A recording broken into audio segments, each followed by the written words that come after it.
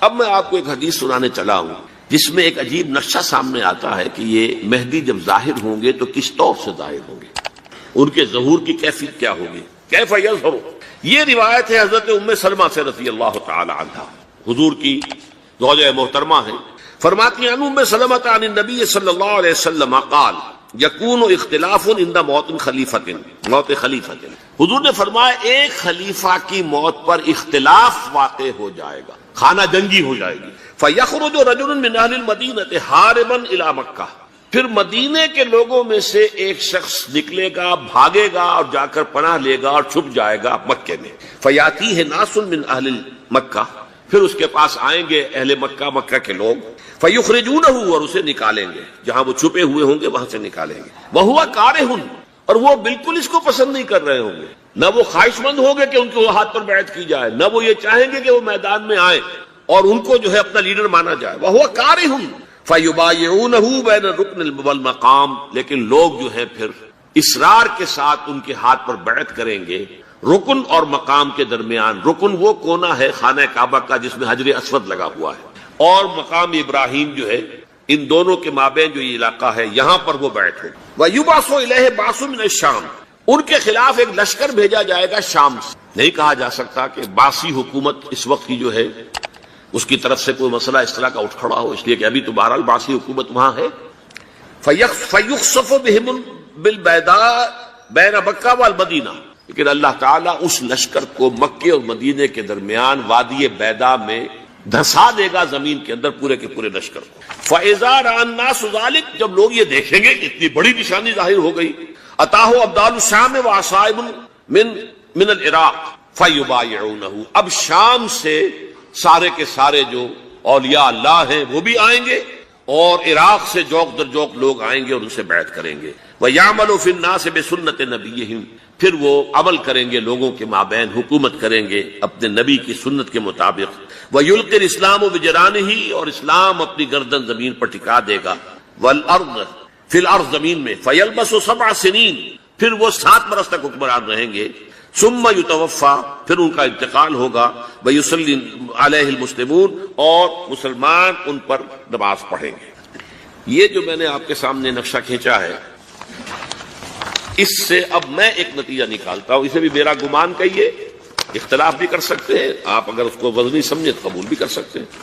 وہ یہ ہے کہ میرے نزدیک ان کے ظہور کا وقت قریب، اور اس کی تھوڑی سی بعد میں مجھے معلوم ہوا کہ جین ڈکسن غالباً نام ہے امریکن اس کا، جس نے یہ پیشن کوئی خبر دی تھی کہ 1962 میں عالم عرب میں ایک بچہ پیدا ہوا ہے کہ جو وہاں کا نقشہ بدل کر رکھ دے۔ یہ جین ڈکسن کی غالباً پیشن گوئی ہے۔ بہرحال مجھے اس کی پیشن گوئی سے کوئی دلچسپی نہیں ہے، میں تو جو احوال دیکھ رہا ہوں، یعنی اسرائیل کا قائم ہو جانا، اور اس کے بعد اب یروشلم کا مسلمانوں کے ہاتھوں سے نکل جانا، اور اب گویا کہ وہ الملحمۃ العظمیٰ جو ہے تلی کھڑی ہے، کسی بھی وقت جو ہے یہ جو ہے وہ لاوا پھٹ سکتا ہے، آتش فشاں پھٹ سکتا ہے۔ تو یہ تمام حالات ایسے ہیں کہ جن کی وجہ سے میں سمجھتا ہوں کہ ایک تو جو قرآن مجید کے اشارات میں نے آپ کو بتائے، 14 صدیاں 14 دن میں چاند کا پورا ہونا، والقمر اذا اتسق، 14 دن میں 14ویں کا چاند۔ اسی طرح اب یہ 14 صدیوں کے بعد یہ صدی جو 15ویں صدی ہے، یہ در حقیقت ظہور امام مہدی کی صدی، اور یہ ہے آغاز وحی سے قبل کا، کیونکہ حضور کی زندگی میں یہ جو دن آئے تھے 25 برس کی عمر سے لے کے 40 برس کی عمر تک، 25 برس کی عمر تک کی آپ کی زندگی بڑی مشقت کی زندگی رہی، بڑی محنت کی زندگی رہی، افلاس کی زندگی، تنگ دستی کی زندگی۔ عین بچپن میں آپ بھیڑے بکریاں چراتے ہیں، علی قراغید، چند ٹکوں کے عوض، یہ حضور کے اپنے الفاظ، میں چند ٹکوں کے معاوضے پہ اب بھیڑے بکریاں چراتا۔ پھر آپ ذرا بڑے ہوئے، اس لیے کہ ابو طالب جو ہے وہ بہت ہی مفلس انسان تھے، سرپرستی تو وہ کر رہے تھے، لیکن واقعہ یہ ہے کہ پرورش کی ہے محمد رسول اللہ نے خاندان ابو طالب، اپنی مزدوری سے، اپنی محنت سے، اپنی مشقت سے۔ پھر آپ نے تجارت کرنی شروع کی ملازمت کی شکل میں، تو یہ 6 دن تھے۔ وَوَجَدَكَ عَائِلًا فَأَغْنَىٰ، پایا اللہ نے آپ کو کیا تنگ دست ہیں، تو اللہ نے غنی کر دیا۔ غنی کس طور سے کیا؟ حضرت خدیجہ سے شادی ہوئی 25 برس کی عمر میں، جو عرب کی متمول ترین خاتون، ان کی اپنی فرمائش پر انتہائی محبت کرنے والی۔ تو واقعہ میں آپ کو سنا رہا تھا کہ اس زمانے میں یہ 25 برس سے لے کر اور 40 برس کی عمر شریف کے مابین کبھی یہ واقعہ پیش آیا ہے، یہ حضور ایک دفعہ کہیں نکل گئے مکے سے باہر، مختلف وادیاں ہیں، پہاڑ ہیں، پہاڑوں کے مابین وادیاں، ایک وادی میں آپ نے دیکھا کوئی قبیلہ آ کر پڑاؤ ڈالے ہوئے، انتہائی مفلوق الحال، بھوک کی وجہ سے جسم سوکھ کر کانٹے ہوئے ہیں، تن پر کپڑے نہیں، حالت دیکھ کر آپ آئے، انتہائی ملول اور غمگین ہو کر گھر میں آ کر چادر لے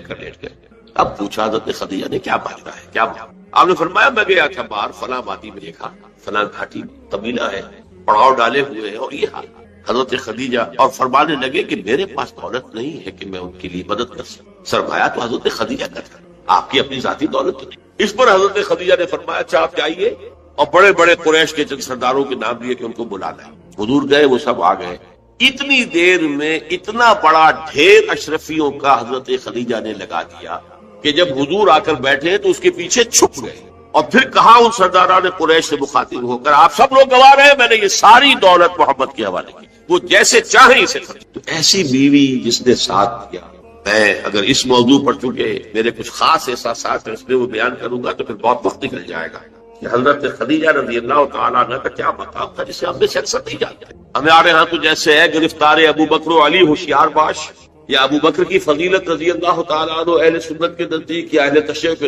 حضرت علی کی فضیلت اسی میں ہے، گرفتار ہے، اسی میں جھگڑا ہے۔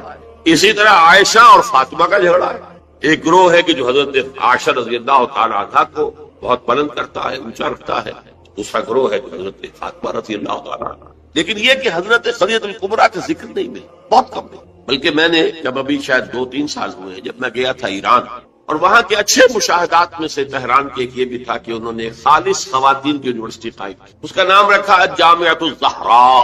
حضرت فاطمہ رضی اللہ تعالی عنہا کے نام پر انہوں نے یونیورسٹی قائم کی۔ تو جب ایک ملاقات میں ان کا وہ ٹاپ کا سٹاف وغیرہ جمع تھا یونیورسٹی کا، میں نے کہا کاش آپ نے اس کا نام جامعۃ الخدیجہ الکبریٰ رکھا ہو، چونکہ میں نے کہا دیکھیے یہ سنیوں اور شیعوں کے مابین مدرسۃ العائشہ للبنات، یعنی جو بھی کوئی رکھے گا یہاں پہ مدرسہ بنائے گا سنیوں میں سے، خاص طور پر اہل حدیث جنہیں عرف عام میں وہابی کہتے ہیں، وہ حضرت عائشہ کے نام پر مدرسہ بنائے گا، بچیوں کے لیے مدرسہ حضرت عائشہ کے نام، شیعہ ہوں گے تو حضرت فاطمہ زہرا کے نام۔ لیکن حضرت فاطمہ کی والدہ حضرت خدیجہ جو صدیقۃ الکبریٰ ہے، ان کے نام کے ساتھ کبریٰ اس لیے جمع ہوا ہے، صدیق اکبر، الصدیق الاکبر ہے حضرت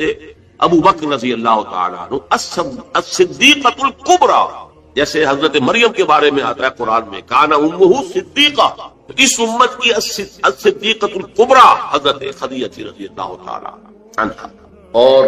ایک بات راز کی ہے جو میں کہہ رہا ہوں، عام طور پر عام خطابات میں یہ باتیں نہیں کی، مجھے تو محسوس ایسا ہوتا ہے کہ اللہ تعالیٰ نے حضرت خدیجہ کی ذات میں حضور کو صرف بیوی کی وفاداری اور وفا شعاری اور محبت نہیں دی، والدہ کی شفقت۔ حضور محروم ہوئے بہت ارلی عمر میں، والد کو تو دیکھا ہی نہیں، والدہ کی شفقت سے بھی بہت ڈرتا ہے۔ عمر کا فرق اتنا تھا 25 اور 40 نہ کیجیے، اور آپ کو معلوم ہے میری نانی میرے بڑے ماموں سے 13 برس بڑی تھی، 13 برس میں ان کی ولادت ہو گئی تھی، اور عرب کا معاملہ تو اور گرم ماحول کا تھا، تو کیا 15 برس کی عمر میں حضرت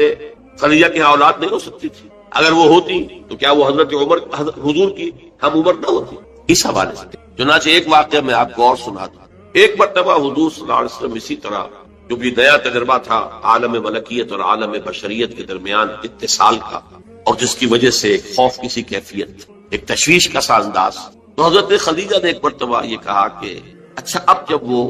آئے وہ فرشتہ ہے یا کیا ہے، وہ بدروح ہے یا کوئی واقعتاً فرشتہ ہے، جب بھی وہ آپ کو نظر آئے تو مجھے بتائیے۔ حضرت جبرائیل آئے، حضور نے فرمایا وہ آگے، اب ذرا نوٹ کیجئے، حضرت خدیجہ نے اپنے بال کھول دیے، اپنی آغوش میں حضور کو لے لی اور پوچھا کہ کیا اب بھی نظر آ رہا ہے؟ فرمایا نہیں۔ فرمایا یقیناً یہ فرشتہ ہے، کوئی بدروح نہیں ہے، فرشتہ ہے جس نے حیا کی ہے، اگر کوئی بدروح ہوتی تو لفظ وہ غائب نہ ہوتی۔ اب آپ اندازہ کیجئے عظمت فکر، سوچ کا، آپ کے فکر کا، شعور کی بلندی کا۔ بہرحال سن 10 نبوی کا تذکرہ کر رہا تھا، حضرت خدیجہ کا انتقال، ابو طالب کا انتقال، جو ایک پروٹیکشن، ٹرائبل زندگی میں پروٹیکشن، جیسے کہ آج ہی میں پڑھ رہا تھا کہ جو بھی پہلا ایک معاہدہ اوس و خزرج کے درمیان جو مسلمانوں نے یثرب کا اور پھر مہاجرین کو ساتھ شامل کر کے حضور نے کروایا تھا، اس میں یہ شرط بھی تھی کہ اگر کوئی ایک مسلمان بھی کسی کو پناہ دے دے گا تو وہ سب کی طرف سے شمار۔ یہی معاملہ قبائل میں ہوتا تھا، قبیلے کا ایک فرد اگر کسی کو شخص کو پناہ دے دیتا ہے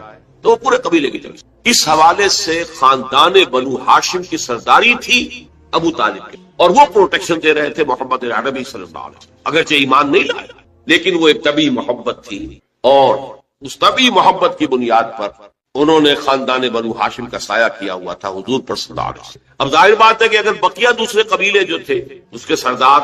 وہ اگر کوئی اقدام کرتے حضور کے خلاف تو یہ گویا کہ بنو ہاشم کے خلاف اعلان جنگ ہو جاتا اور ان فائٹنگ شروع ہو جاتی، خانہ جنگی سول وار مکے میں شروع ہو جاتی۔ یہ وجہ ہے کہ 10 برس تک اس اقدام کی جرت انہیں نہیں تھی، سفارتیں لاتے رہے، ابو طالب کے پاس سفارتیں آئیں، کبھی لالچ پیش کیا، آپ ان سے کہیے اگر انہیں دولت چاہیے تو ضرور سیم و زر کے ہم انبار لگا دیں ان کے طرف، انہیں کوئی سیادت چاہیے تو ہم انہیں اپنا بادشاہ ماننے کو تیار ہے، اگرچہ ہمارا کوئی مزاج نہیں ہے کسی بادشاہ کو ماننے کا، ان کو ماننے کا، اور اگر کہیں شادی کرنا چاہیں تو اشارہ کرتے ہیں قریش کے جس بڑے سے بڑے گھرانے میں کہیں گے آپ ان کی شادی کر دیں۔ یہ بھی تھی آفر جب حضور نے فرمایا تھا کہ چچا جان چاہے یہ میرے داہنے ہاتھ پر سورج اور بائیں پر چاند رکھتے تب بھی میں اپنے اس دعوت سے باز نہیں۔ ان کا مطالبہ یہ تھا کہ یہ دعوت ختم کرو، ہمارے معبودوں کو برا نہ کریں، جس کے ضمن میں پھر آخری جبکہ ابو طالب بستر مرگ پر تھے اس وقت جو آخری سفارت آئی ہے، اور انہوں نے آخری چیلنج کیا کہ ابو طالب اب بھی اگر تم باز نہیں آتے تو پھر ٹھیک ہے، ہمارا الٹیمیٹم ہے، آؤ میدان میں مقابلہ کرو یا روک لو اپنے بھتیجے۔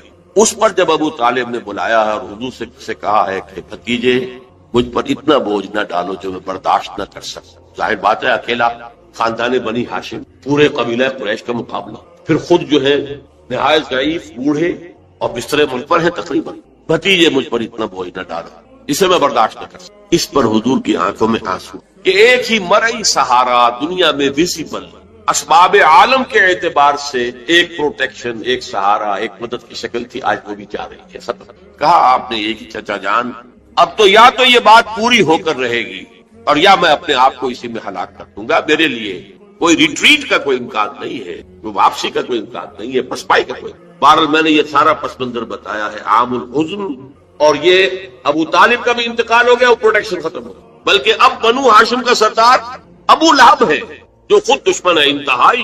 یوں سمجھیے کہ زہریلا دشمن، جس نے اس وقت کہہ دیا تھا تبا لکا لہذا جماعت، جس نے اپنے دونوں بیٹوں سے حضور کی دونوں صاحبزادیوں کو طلاق دلوائی۔ طلاق وہی مانا وہاں تو در حقیقت نسبت کا ہو جانا ہی ایک طرح کا نکاح ہوتا ہے، وہ نکاح باقاعدہ ہو جائے گا لیکن نسبت ہو گئی، منسوب ہو گئی، تو گویا کہ ایک رشتہ قائم ہو گیا۔ دونوں بیٹے تھے ابو لہب کے جن سے حضور کی 2 صاحبزادیوں کا رشتہ تھا، ان دونوں نے آ کر نہایت گستاخانہ انداز میں، توہین آمیز انداز میں آ کر حضور کے سامنے کھڑے ہو کر اور کہا کہ ہم تمہاری بیٹیوں کو طلاق دیں۔ سارا سب جیلے حضور صلی اللہ علیہ وسلم۔ اب وہ ہے بنو ہاشم کا سردار، کیا نکلے گا نتیجہ؟ پروٹیکشن ختم، اب تو جو بھی چاہیں گے وہ دارالندوا میں فیصلہ کریں گے۔ لہذا آپ گئے طائف کی طرف،